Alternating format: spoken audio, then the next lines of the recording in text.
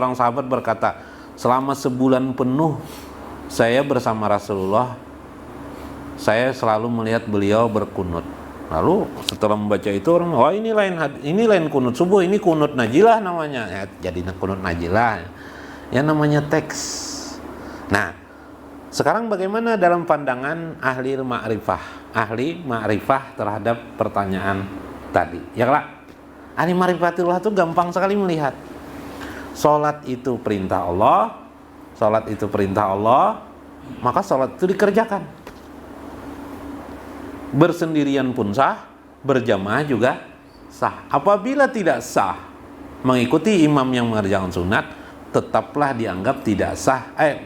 sah dianggap salatnya.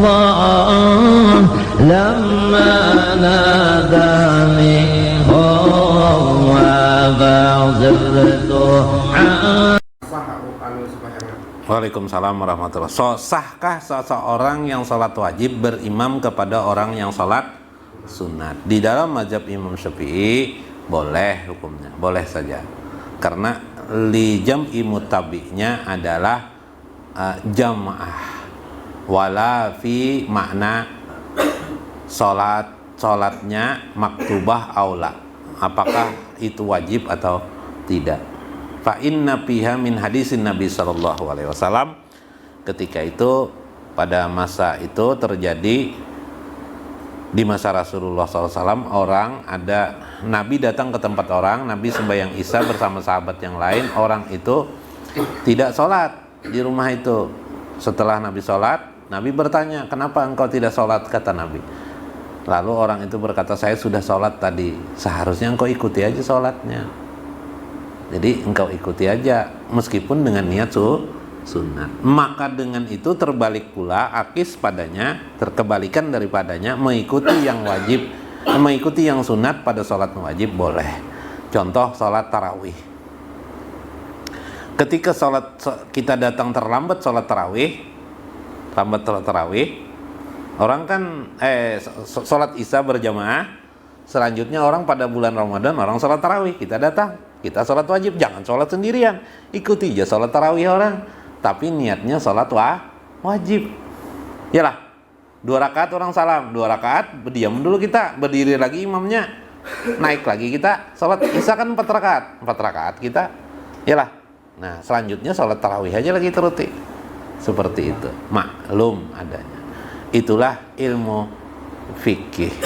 Nah, kalau mencari hadis aslinya tidak ketemu. Yalah, mana hadisnya Nabi aja kada pernah mengerjakan ya kan?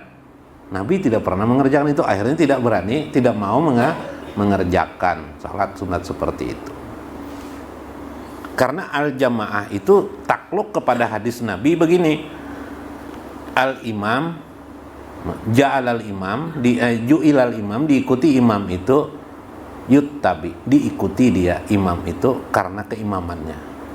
Jadi mana tahu kita imam wajib kah sunat kayaknya ikuti aja enak imam. Iyalah. Nah, itulah makna jamaah. Iya.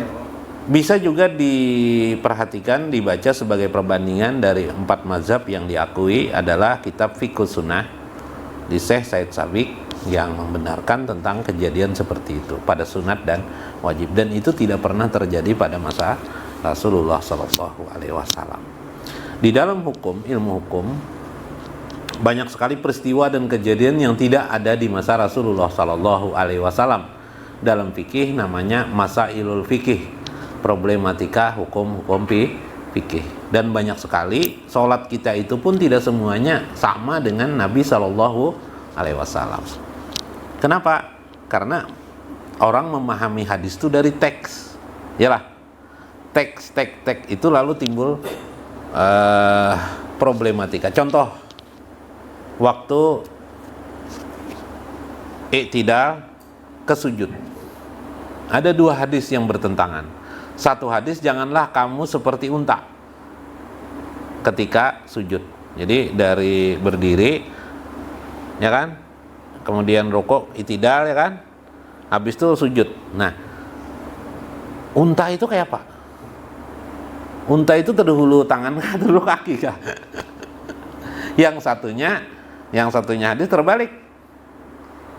Jadi sholatlah kalian, jadi kalau dengan menggunakan tangan kalian. Jadi bingung hadis itu yang mana yang dipakai, maka hadisnya kedua-duanya sahih. Yang namanya diraji ya bisa aja dikatakan sahih sebagainya, itu tidak. Nah, kalau lembaga kayak Muhammadiyahnya mentarjih itu dicarinya hadis yang paling sahih, Muhammadiyah misalnya. Kalau dalam mazhab Syafi'i al-jam'u wa taufik, digabungkan semua hadis menjadi taufik bagi kita. Seperti contohnya metode Imam Syafi'i ketika menemukan di dalam hadis tentang sholat kunut, sholat subuh berkunut. Semua beberapa hadis-hadis tentang kunut itu dikumpulkan beliau, akhirnya dapat disimpulkan sholat subuh berkunut itu sunat menurut Imam Syafi'i. Itu seperti itu. Kalau mencari hadisnya, mana hadisnya? Ya disampaikan hadis. Contoh hadis, ada seorang sahabat berkata, selama sebulan penuh saya bersama Rasulullah, saya selalu melihat beliau berkunut. Lalu setelah membaca itu orang, wah ini lain kunut subuh, ini kunut najilah namanya. Ya, jadi kunut najilah. Ya namanya teks. Nah, sekarang bagaimana dalam pandangan ahli ma'rifah terhadap pertanyaan tadi? Ya lah, ahli ma'rifatullah itu gampang sekali melihat. Salat itu perintah Allah, maka salat itu dikerjakan. Bersendirian pun sah, berjamaah juga sah. Apabila tidak sah mengikuti imam yang mengerjakan sunat, tetaplah dianggap tetaplah sah dianggap sholatnya, karena jamaah bukan rukun dan syarat sholat. Tidak ada masalah kan? Ini tidak ada masalah, ya kah? Karena berjamaah itu barang tambahan, bukan barang yang pokok dari sholat. Adalah dalam Al-Quran berjamaah, sholat jamaah lah, tidak ada. Nah, karena tidak ada persoalan. Sholat itu adalah pada asalnya yang namanya sholat itulah berdiri, duduk, rukuk dan seterusnya, bersendiri menghadap Allah Subhanahu wa ta'ala. Karena Nabi SAW mengajarkan berjamaah, maka jadilah ada berjamaah. Pengajaran Nabi berjamaah itu tidak menjadi wajib.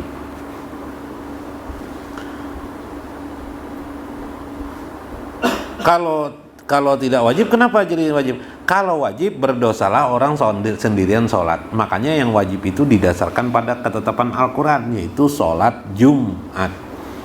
Ya kan? Sholat Jumat itu ada di dalam Al-Quran. Sholat berjamaah Jumat. Ya ayyuhalladzina amanu ijanu diali sholati min yaumil jum'ati pas'au ila zikrillah wajarul baik. Zalikum khairul lakum in kuntum la ta'lamun. Nah, itu sehingga menjadikan sholat berjamaah. Nah, itu cara pandangan seperti itu. Jadi jangan mencari hadisnya ada atau tidak, karena masalah puru itu ada syariat. Di dalam syariat itu ada puru itu cabang seperti pohon, cabang ini susah kita mencari hadisnya, memang tidak ada. Dia diperlukan disebut dengan ilmu qiyas. Contoh ilmu qiyas, bolehkah minum minuman keras? Siapa kita jawabnya? Awalan jawab kan? Boleh kan Daris? Di mana kan boleh? Ada hadisnya lah melarang. Ada Al-Qurannya melarang lah. Barang yang memabukkan. Nah, ketika Ika mengatakan memabukkan tadi, itu sudah kadang menggunakan Al-Quran dan hadis lagi. Itu sudah menggunakan akal. Yang ada larangan Allah tuh hurimat alaikum innamal khamru wal maisir. Khamar yang dilarang itu khamar tuh ada zat dan barangnya di masa Rasulullah, itu yang dilarang. Khamar dengan barang yang ada ini nih berbeda, namanya lain khamar. Ada namanya whisky, ada namanya apa lagi? Topi miring, apa lagi? Sabu-sabu. Nah, kayak Paris, sabu-sabu haramkah halalkah? Adalah dalam Quran atau dalam hadis? Ada berarti boleh. Jadi saya nyabu-nyabu. Wah, mana minum khamar tuh? Iyalah. Pendapat apa? Sarapan bubur boleh kan? Harapan bubur apanya? Sarapan bubur apa tak? Oh, sabu. Artinya adalah pengharaman terhadap sabu-sabu, pengharaman terhadap narkotika, narkoba, dan minum-minuman keras semua yang ada ini berdasarkan kias. Kias artinya mengkias dari Al-Quran dan hadis. Kias itu menyamakan sifat-sifatnya yang dianggap mirip, maka dihukumkanlah dia haram. Kalau mencari teks Quran atau hadisnya tidak akan ketemu, ya kah? Nah, ya obat tidak ada lah. Nah, itulah diperlukan kias. Maka gugurlah, jatuhlah orang berpendapat selalu mencari mana hadis Nabi Shallallahu Alaihi Wasallam. Orang seperti itu akan mendiskreditasikan agama, mengecilkan agama yang luas itu dikecilkannya, disempitkannya agama yang luas itu jadi sempit akhirnya. Maka agama akhirnya nanti tidak bisa menjawab perkembangan zaman kehidupan, ya Kak? Nah, itulah. Padahal agama itu adalah jawaban bagi sekalian zaman. Allah berfirman, innaka wa innaka, sesungguhnya engkau Muhammad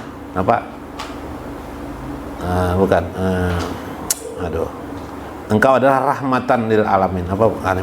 Innaka rahmatan lil alam, sesungguhnya engkau Muhammad adalah rahmat bagi sekalian alam. Nah, itu dalam Al-Quran. Wallahu a'lam bishawab. Wallahul muwaffiq wa aqwamut thoriq. Wassalamualaikum warahmatullahi wabarakatuh.